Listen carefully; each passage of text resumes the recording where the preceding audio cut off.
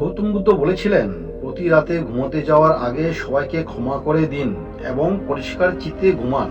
আজকে গৌতম বুদ্ধের এই গল্পটির মাধ্যমে আপনি জানবেন ঘুম কি এবং ঘুমানোর সময় কম এবং ঘুম কিভাবে গভীর করা যায়।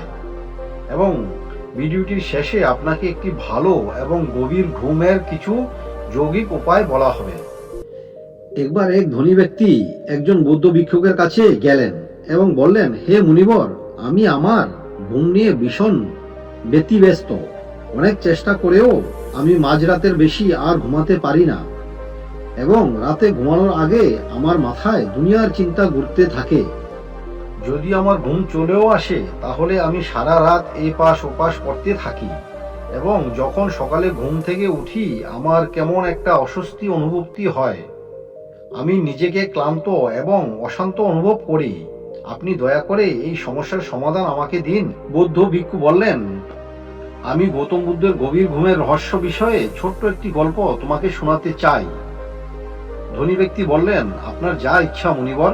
বৌদ্ধ ভিক্ষু বলতে শুরু করলেন, যখন তথাগত গৌতম বুদ্ধ ঘুমাতেন তিনি সম্পূর্ণ রাত একই অবস্থায় থাকতেন, কখনো এপাশ ওপাশ করতেন না। এই অবস্থায় রাতে তিনি শুতেন, সকাল অবধি সেই অবস্থায় থাকতেন। গৌতম বুদ্ধের এক শিষ্য ছিল আনন্দ, যিনি প্রায় ওনার পাশে শুতেন। আনন্দকে এই কথাটা ভীষণ বিচলিত করত যে গৌতম বুদ্ধ সারা রাত একই শারীরিক অবস্থাতে কিভাবে থাকতে পারেন। রাতে যখনই আনন্দের কখনো ঘুম ভাঙতো তিনি গৌতম বুদ্ধকে সবসময় একই অবস্থাতে শুয়ে থাকতে দেখতেন। এই ব্যাপারটিতে আনন্দের মনে অনেক প্রশ্নের উদয় হতো, কিন্তু একদিন শিষ্য আনন্দ প্রশ্নটা ধরে রাখতে পারলেন না। তো উনি গৌতম বুদ্ধের কাছে গেলেন এবং মধ্যরাত্রেই গৌতম বুদ্ধকে ঘুম থেকে জাগিয়ে দিলেন এবং বললেন, হে তথাগত, আমাকে ক্ষমা করবেন। আমি জানি আপনাকে প্রশ্ন করার এটা সঠিক সময় নয়, কারণ আপনি সারাদিন চলাফেরা করতে থাকেন এবং মানুষকে ধর্মের জ্ঞান দেন এবং তাদের সমস্যার সমাধান করে দেন। কিন্তু আমার অন্তরের জিজ্ঞাসা এতটাই বেড়ে গেছে যে আমি সকাল অবধি অপেক্ষা করতে পারলাম না। এই কারণে আপনি আমার প্রশ্নের উত্তর দিয়ে আমার জিজ্ঞাসাকে শান্ত করুন। তারপর আনন্দ আবার বললেন, আমি গত 20 বছর ধরে আপনার সাথে আছি এবং দেখে আসছি আপনি সারা রাত কেবল একই অবস্থায় কাটিয়ে দিন। আপনি একটুও নড়াচড়া করেন না। আপনি কি সত্যি ঘুমান নাকি ঘুমান না? গৌতম বুদ্ধ আনন্দের দিকে তাকিয়ে একটু হাসলেন এবং বললেন, আমি নিজে শোয়ার জন্য সঠিক অবস্থা খুঁজে নিয়েছি। এখন ঘুমানোর সময় আমার আর নড়াচড়া করার দরকার পড়ে না। আমি ঘুমানোর অবস্থাতেও জাগরুক থাকি, যেখানে আমার শরীর ঘুমিয়ে পড়ে কিন্তু আমি জাগরুক থাকি। প্রশ্ন এটা নয় যে ঘুমানোর সময় শরীর নড়াচড়া করে কিনা। প্রশ্ন হলো, শরীর কেন এক স্থির অবস্থায় থাকতে পারে না? আসল কারণ মন। এই মনই যা শান্ত এবং স্থির থাকতে পারে না। আর এটাই কারণ ঘুমন্ত অবস্থাতেও আমরা আমাদের শরীরকে নড়াচড়া করতে থাকি। কিন্তু আমি এই বিষয় থেকে অনেক উপরে চলে গেছি। এখন আমার ভেতর মন বলে কিছুই নেই। যখন আমি শুতে যাই আমার শরীর একজন মৃত ব্যক্তির মতো হয়ে যায়। মন বলতে কিছুই আর থাকে না। আনন্দ, তুমি কখনো কোনো মৃত শরীরকে নিজের অবস্থান বদল করতে দেখেছো? এটা তো কেবল আমাদের মন, যা আমাদের গভীর ঘুমন্ত অবস্থাতেও এইসব কাজ করতে থাকে। একবার মন যদি স্থির হয়ে যায়, যদি শান্ত হয়ে যায়, তখন তোমার শরীর গভীর ঘুমে চলে যাবে। কিন্তু তুমি ভেতর থেকে জাগরুক থাকবে। ভেতর থেকে তুমি সবকিছু অনুভব করতে পারবে। ঘুমানোর পরেও তোমার জাগরুকতা একটি ছোট্ট জ্বলন্ত প্রদীপের শিখার মতো সর্বক্ষণ বিচরণ করবে।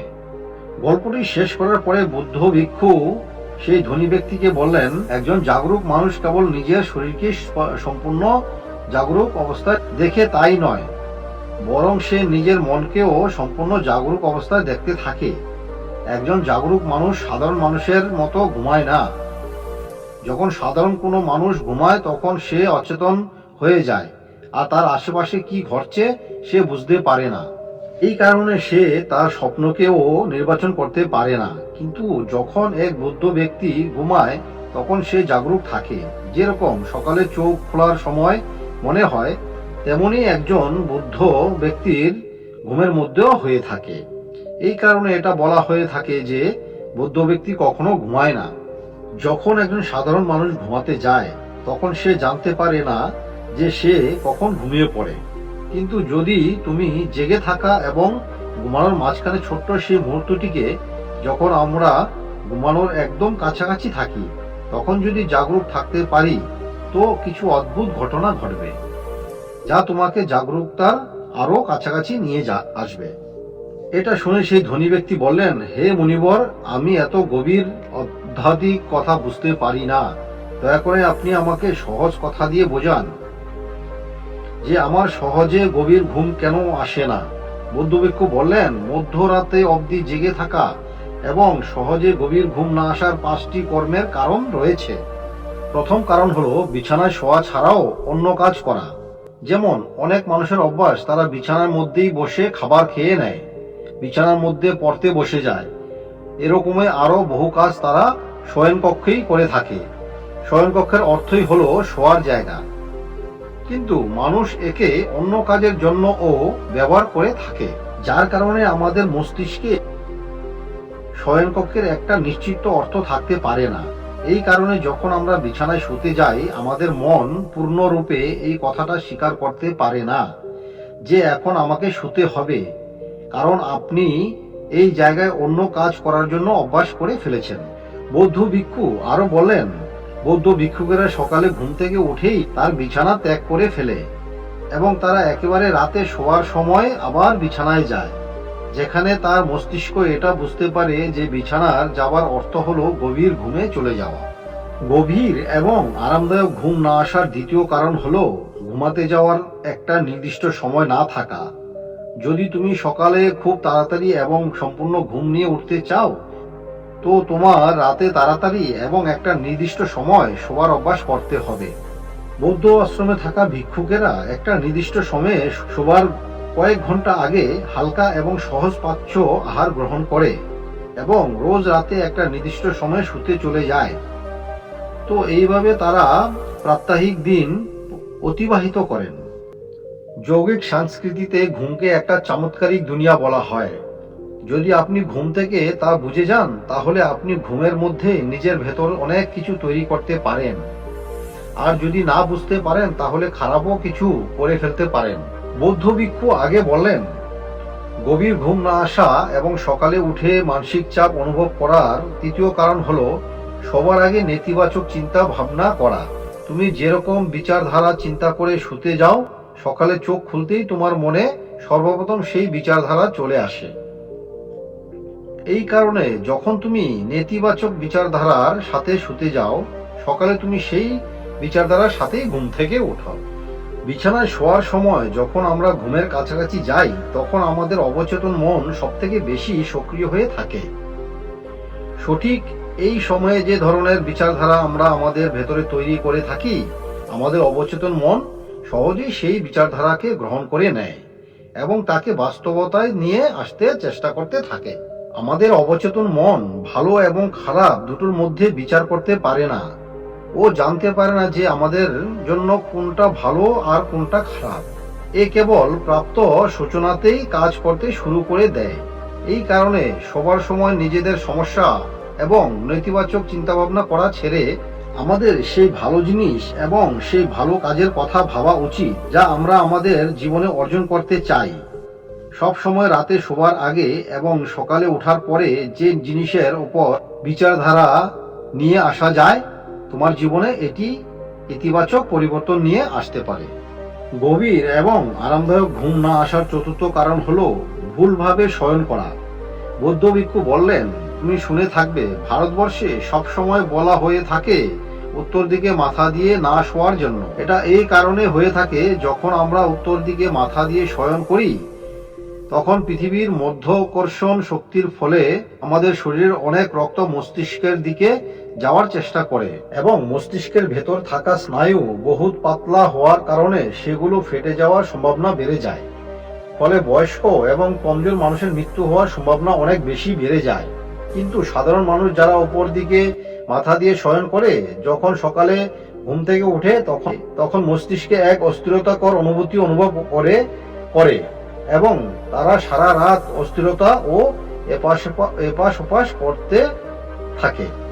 দ্বিতীয় ভুল যা মানুষ সবার সময় করে থাকে, তা হলো তারা যে কোনো অবস্থায় শুয়ে পড়ে।